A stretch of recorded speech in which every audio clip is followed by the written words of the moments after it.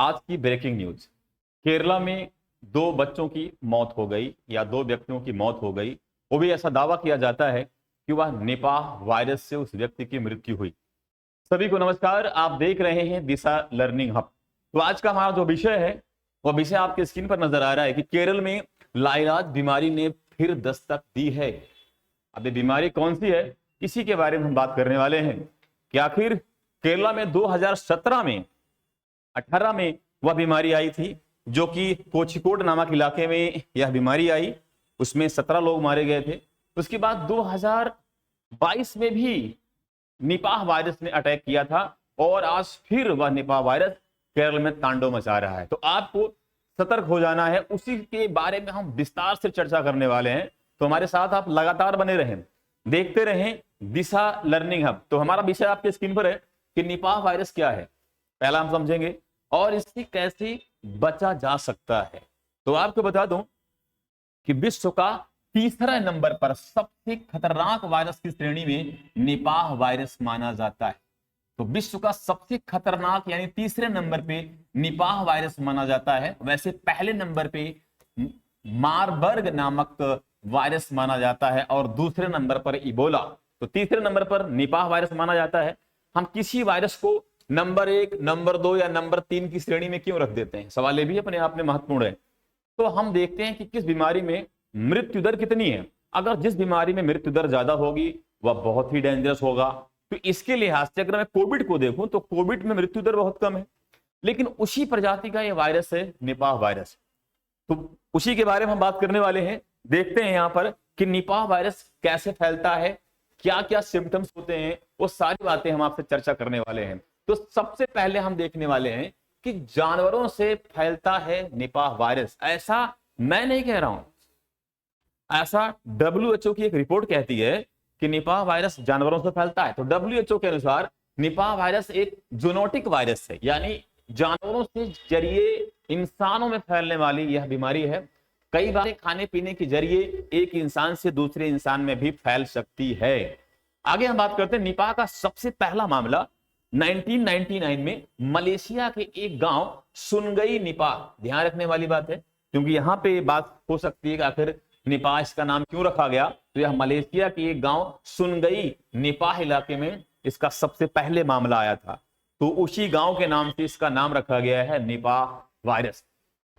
बाकी आपके स्क्रीन पर देखिए चमगादड़ आपको नजर आ रहे हैं, आपको सुअर नजर आ रहा है। तो यहां पर दावा यह भी किया जाता है कि चमगादड़ का मांस खाने से या सुअर का मांस खाने से आपको निपाह हो सकता है।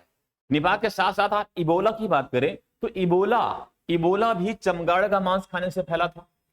कोविड की बात करें तो भी बैट की बात आती है, सुअर की बात आती है, क्योंकि ऐसे वायरस इनके मांस में पाए जाते हैं।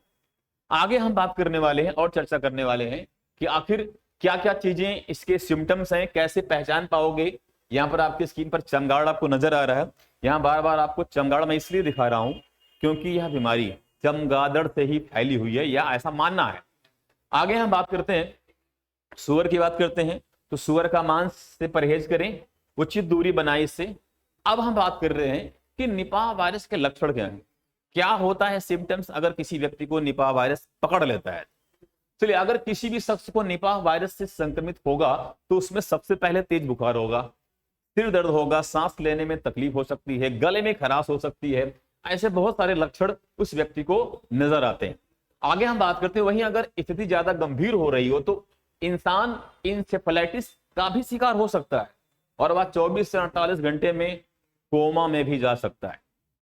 आगे हम बात करेंगे ऐसे ही कुछ मामले ऐसे भी हो सकते हैं जहां पर व्यक्ति निपाह से संक्रमित हो लेकिन उसमें कोई लक्षण दिखाई ना दे। यानी ऐसा भी हो सकता है कि आपको कोई सिम्टम्स नजर ना आए, फिर भी आपको निपाह वायरस ने जकड़ रखा है। ठीक है, चलिए यहां पर आगे हम बात करने वाले हैं कि आखिर इसका इलाज क्या है। तो आपको बता दूं कि निपाह वायरस हो, चाहे मारबर्ग हो, चाहे इबोला हो, इनकी कोई वैक्सीन नहीं है, कोई दवा नहीं है। इसका बचाव ही इसका इलाज है। ये आप इसका बचाव करेंगे तो आप बच सकते हैं। बाकी कोई दवा नहीं है, कोई वैक्सीन नहीं है कि ऐसी कोई वैक्सीन हो जो प्रभावशाली हो इस बीमारी पर। तो आपको सावधान रहना है, सतर्क रहना है, और ऐसी जानकारी के लिए दिशा लर्निंग हब यूट्यूब चैनल को सब्सक्राइब भी करना है। तो आगे बात करते हैं कि निपाह का पहला मामला 1919 में देखने को मिला था, जो कि हमने आपको बताया था मलेशिया में हुआ था। और हम बात करते हैं इसकी सावधानी क्या है, कि अभी के लिए निपाह का इलाज सिर्फ सावधानी ही है। अगर कुछ बातों का ध्यान रखा जाए तो इस वायरस के चपेट में आने से बचा जा सकता है। अब क्या क्या बातें हैं जो कि आपके स्क्रीन पर नजर आ रही है। चमगादड़ और सूअर के संपर्क में आने से बचें, जमीन या फिर सीधे पेड़ से गिरे फल को ना खाएं, मास्क लगाकर रखें, समय समय पर हाथ को धोते रहें। ये सारी गाइडेंस हैं जो कि आपको निपाह वायरस से बचा सकती है। तो फिलहाल हमारा विषय आज यहाँ पे इतना ही। मिलेंगे अगली वीडियो में एक नई रिपोर्ट लेकर के। तो तब तक के लिए दीजिएगा इजाजत। सभी को नमस्कार, जय हिंद।